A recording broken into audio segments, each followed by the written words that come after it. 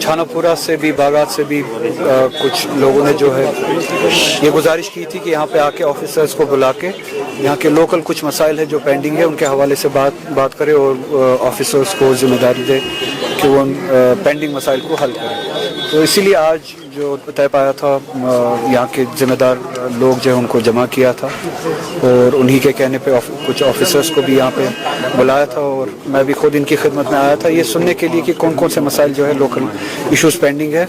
तो उन्हीं हवाले से बात हुई और उम्मीद है कि ये ऑफिसर जो है उस पर एक्ट करके इन इश्यूज़ को जल्द से जल्द ख़त्म कर। मैंने गवर्नमेंट को लिखा था, इससे पहले भी ये मेरे पास आए थे, ये इस ग्राउंड को जो है जवानों के स्पोर्ट्स एक्टिविटी के लिए रखा जाए जैसे कि हमेशा से फंक्शन करता है और पुलिस के लिए अगर उनको कोई ज़मीन देनी भी है उसके लिए कहीं और ज़मीन देखी जाए और रीलोकेट किया जाए। बदकिस्मती ये है कि हमारी इलेक्टेड एडमिनिस्ट्रेशन जो है इस बात को सीरियस से नहीं ले रही है अभी तक। इनके लिए जो है रीलोकेशन का या मुतबादिल का कोई इंतज़ाम नहीं किया है। पुलिस एडमिनिस्ट्रेशन जो नाम नहाद LG के ज़रिए चल रही है वो एडमिनिस्ट्रेशन तो लोगों को मुझे लगता है इस हवाले से तंग करने में ही लगी। जहाँ पे एक स्पोर्ट्स एक्टिविटी दहाइयों से हो रही है, स्पोर्ट्स एक्टिविटी के लिए ज़मीन को प्लेग्राउंड के लिए यूज़ किया जाता है, वहाँ से हटा के फिर आप लोगों को क्या मुतबादिल दे रहे हैं? अगर मुतबादिल नहीं दे रहे आप वहाँ से लोगों को क्यों हटा रहे हैं, जवानों को क्यों हटा रहे हैं? पुलिस के पास बहुत सारा पैसा है, एडमिनिस्ट्रेशन के पास बहुत सारा पैसा है। पिछले ही बजट में आपने सुना होगा 10,000 करोड़ के करीब जो एलोकेशन थी सिर्फ पुलिस के लिए थी, उस बारे में मैंने पार्लियामेंट में भी बात की। तो हज़ारों करोड़ जो है पुलिस के लिए, जम्मू कश्मीर पुलिस की मैं बात कर रहा हूँ, पुलिस के लिए एलोकेशन होती है अलग से। तो इतने हज़ारों करोड़ में से ये कहीं पे ज़मीन नहीं खरीद सकते। ये ज़रूरी है सताना हमारे बच्चों को या बच्चों को ही कहीं पे मुतबादिल दे, प्ले ग्राउंड दे। तो इन्हें इन चीज़ों से बाज आना चाहिए। फिर ये कहते हैं कि जो लोग जो है वो एजिटेट होते हैं, एजिटेट कराने के रीज़न आप है, ज़िम्मेदार आप है। तो मैं आपके वसातत से पुलिस एडमिनिस्ट्रेशन से फिर से ये कहना चाहूँगा इस ग्राउंड को जो है प्ले ग्राउंड के हवाले से ही इस्तेमाल होने दें और पुलिस के लिए अगर आपको ज़मीन की ज़रूरत है, आपके पास पैसा बहुत है, कहीं पे और जाके आप रीलोकेट करें या कहीं पे इन्हीं को रीलोकेट करके ज़मीन दें ये जहाँ पे प्ले ग्राउंड एस्टैब्लिश करें, बच्चों को ना सताए। मेरी उनके साथ और उनकी मेरे साथ उनकी वो तो अब मुझसे नफ़रत ही करते हैं, मेरी उनके साथ डिफरेंसेस है इसी बात पे कि उन्होंने 370 को जो हमारा प्राइमरी और प्रिंसिपल प्रॉमिस है लोगों को कि हम वो लड़ाई लड़ेंगे। हम में से किसी ने ये नहीं कहा कि आप हमें वोट दीजिए और दूसरे दिन हम 370 लेके आएंगे। हमने 2024 के इलेक्शन में, असेंबली इलेक्शन में ये वादा किया लोगों से कि हम 370 की वापसी, उन प्रोटेक्शंस की वापसी की लड़ाई लड़ेंगे और जो कॉन्स्टिट्यूशनल प्रोटेक्शंस थे इस रियासत की उनकी वापसी के लिए हम इंस्टीट्यूशनल लड़ाई लड़ेंगे। इस गवर्नमेंट ने बदकिस्मती से वो लड़ाई छोड़ दी और इसीलिए लोग भी नाराज़ है और मैं भी उसी नाराज़गी को ही रिफ्लेक्ट करता हूँ। इसीलिए मेरी डिफरेंसेस है इनके साथ। फिर इन्होंने कहा स्टेटहुड, मैंने अंदर भी उसी हवाले से बात की। जम्मू कश्मीर के लोगों ने स्टेटहुड के लिए वोट नहीं दिया। अगर स्टेटहुड के लिए वोट देना होता तो बीजेपी को वोट देते। जम्मू कश्मीर के लोगों ने प्रोटेक्शंस के साथ, कॉन्स्टिट्यूशनल गारंटीज के साथ रेस्टोरेशन का के लिए वोट दिया। स्टेटहुड के लिए बीजेपी ने भी फिर इलेक्शन कैंपेनिंग में प्रॉमिस किया था, on the floor of parliament भी प्रॉमिस किया था। अगर लोगों को, जम्मू कश्मीर के लोगों को स्टेटहुड के लिए वोट देना था तो बीजेपी को वोट देते। उस आइडिया को रिजेक्ट किया लोगों ने। फिर हमारी जमात जिन्होंने 370 के नाम पे, प्रोटेक्शंस के नाम पे वोट लिया, फिर कहा कि हम स्टेटहुड की लड़ाई लड़ेंगे।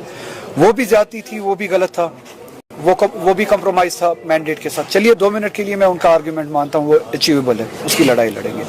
अब 2 साल होने को है, ये गवर्नमेंट वो लड़ाई भी नहीं लड़ रही है, इनने वो भी अब छोड़ दिया है। अब ये कुछ वक्त पहले तक बिजनेस रूल्स की लड़ाई लड़ रहे थे कि हमें बिजनेस रूल्स जो अप्रूव करके दे दीजिए। अब कुछ महीनों से मुझे लगता है कि अब वो बिजनेस रूल्स भी नहीं मांग रहे हैं। कुछ चीज़ें वहाँ से दिल्ली से अप्रूव होके आ गए, कुछ प्रोटोकॉल्स कुछ इंडिविजुअल्स के लिए अप्रूव होके आ गए और ये खामोश हो गए। अब तो ये ना बिजनेस रूल्स की लड़ाई लड़ रहे हैं, ना बकौल इनकी लड़ाई स्टेटहुड की थी, ना वो लड़ाई लड़ रहे हैं। اور جو ہم سب کی جموں کشمیر کے لوگوں کی جو لڑائی تھی کانسٹیٹیوشنل گارنٹیز کی جو لڑائی تھی نہ وہ لڑائی لڑ رہے.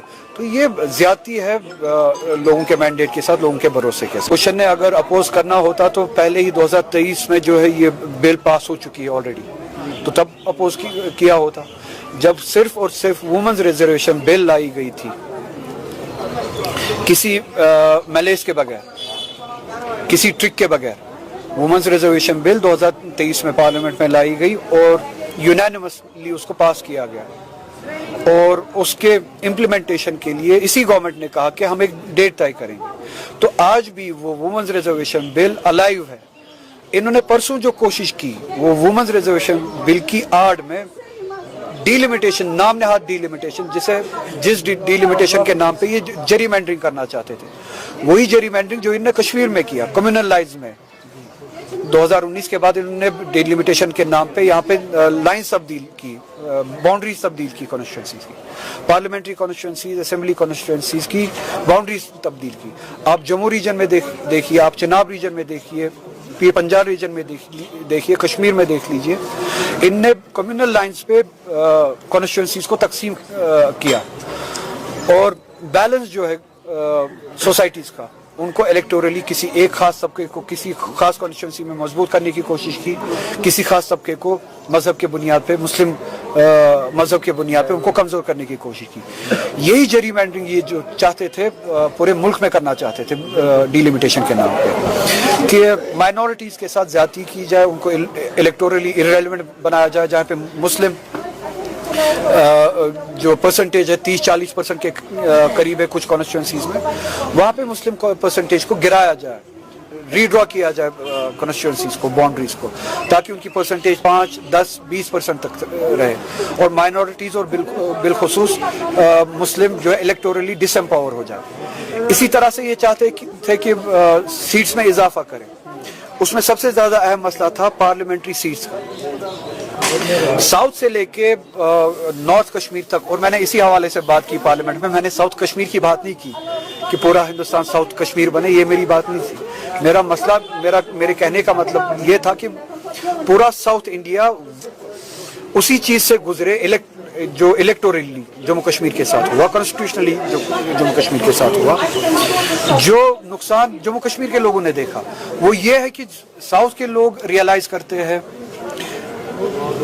ہندی ہارٹ لینڈ سے باہر جو لوگ ہیں وہ ریئلائز کرتے ہیں کہ اگر سیٹیں اس طرح سے بڑھائی گئی, آبادی کے تناسب کی, آبادی کے بنیاد پہ اگر سیٹیں بڑھائی گئی, تو نارتھ میں ایک خاص جیوگرافی میں سیٹیں زیادہ بڑھتی ہے, ایک خاص آبادی میں ہندی ہارٹ لینڈ میں سیٹیں زیادہ بڑھتی ہے.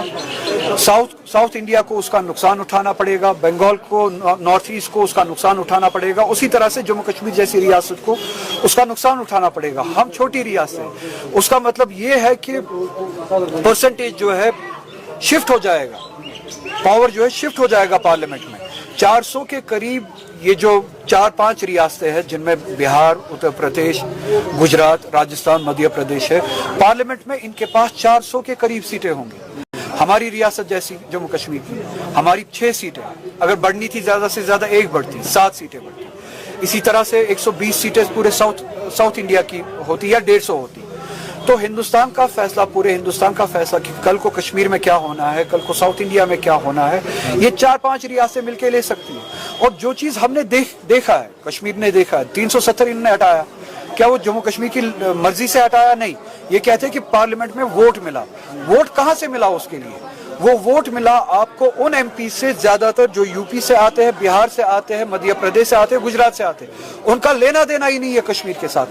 انہوں نے فیصلہ کیا کشمیر کے بارے میں, اور میرا مطلب یہی تھا کہ ساؤتھ انڈیا یہی ریئلائز کرے گا.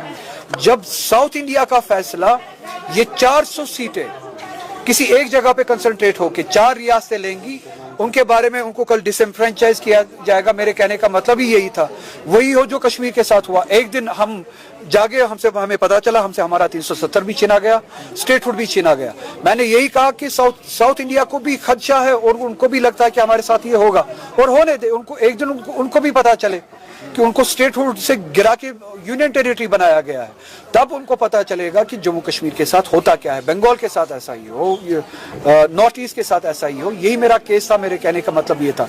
और अल्हम्दुलिल्लाह जैसे कि आप जानते हैं पूरा साउथ कश्मीर के साथ जो ज्यादती हुई है, पूरा साउथ इंडिया उसको रियलाइज करता है, कश्मीर के साथ खड़े हैं। बंगाल आप जानते ही है बीजेपी की सेंट्रलाइज फॉर्म ऑफ गवर्नेंस को चैलेंज करते हैं, वो भी चाहते हैं कि स्टेट्स को ज़्यादा प्रोटेक्शन मिले, ज़्यादा मजबूती मिले।